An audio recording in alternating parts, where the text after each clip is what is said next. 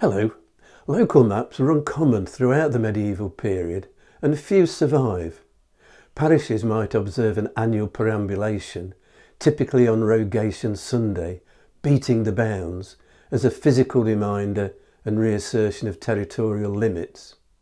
Rather than a map, the tradition was a written description of property boundaries based on listing physical and natural features, such as trackways, fields, woods or prominent isolated trees, waterways, hills, ditches, even badger sets. A map could be constructed from the information, but there was no need unless there was a particular problem or dispute. Of the surviving local maps, several are connected with court cases, others with estate administration. This is a black and white copy of a colourful map from the cartulary of Chertsey Abbey in Surrey, now in the National Archives, that was drawn around 1432. Blurring the distinction between map and picture, it shows an island in the Abbey River, a backwater of the Thames, on which fields are divided between the Abbey and Laleham village, which is shown across the river at the top of the map. The monastic church dominates this late medieval view.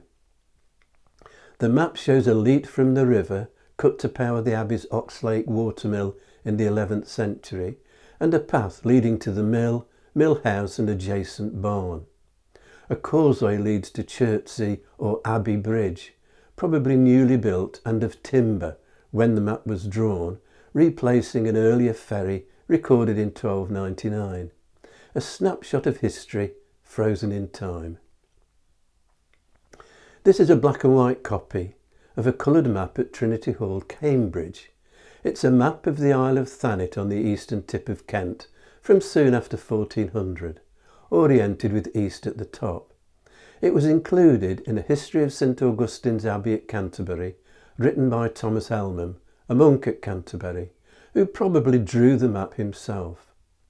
It illustrates a story attached to the founding of a Benedictine monastery associated with St Augustine's at Minster in Thanet in 670.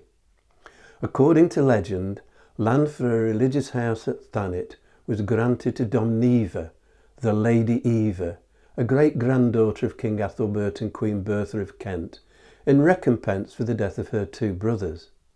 The boundaries of the grant of land were to be decided by the course followed across the isle by a pet deer belonging to Domneva. The resulting historic property boundary, known as the Deer Line or Cursus Serve, is shown weaving its way from Westgate, where the hind is pictured, to Minster on the other side of the island. St Domneva became the first abbess at Minster, a double monastery of men and women in the Anglo-Saxon tradition. She was succeeded around 690 by her daughter, St Mildred. The parish churches of Thanet are shown in stylised elevation. St Mary's Church, with its twin spires, founded in 699 on the site of a former Roman fort at Reculver, is depicted in the margin. After a severe storm eroded the cliffs on which the church was built, a decision was taken in 1809 to demolish St Mary's. In the Wansome Channel, a monastic servant is shown wading through the shallows, carrying a monk to a waiting boat. Cartographic awareness develops in post-medieval England, and there's a growth in map making. Accuracy increases, although there are still no common conventions over symbols, and important features tend to be exaggerated rather than drawn to scale.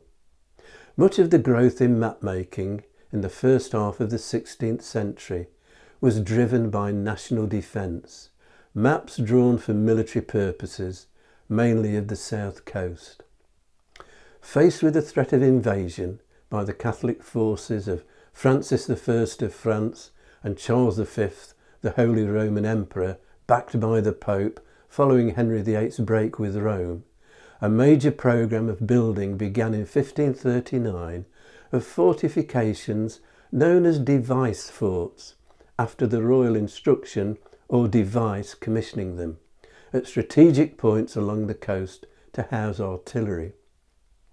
The forts varied in size from stone castles, this is Pendennis Castle near Falmouth, to smaller block houses and simple earth bulwarks.